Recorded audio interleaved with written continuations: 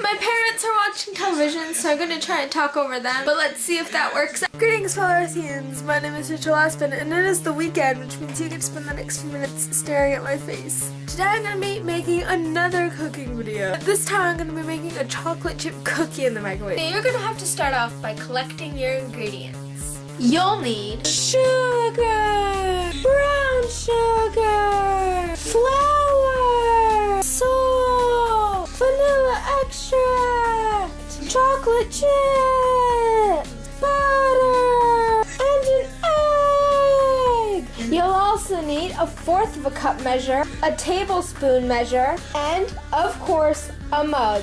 Then add your sugars, your salt, and your vanilla.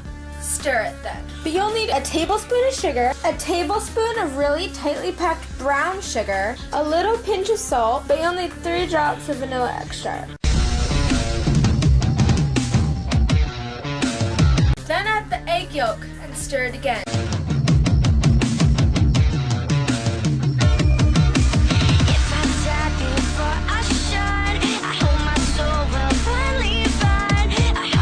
Then add flour and stir it again. Now get a little less than a 1/4 of a cup of flour.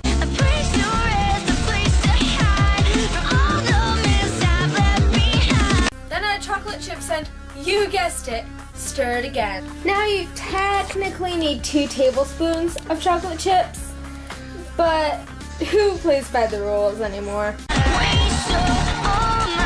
I probably should have done this a while ago, but put the butter in there too. You'll need 2 tablespoons of butter and melt it a little bit more. Better. We can make a movie. I'd be a king and you my queen. I'm just a dreamer type. Let's take it one scene at a time. Now cook it for 40 to 60 seconds, but make sure you check to see if it's done at 40 seconds. That is what we're baking. Feels bad when I'm holding you tight.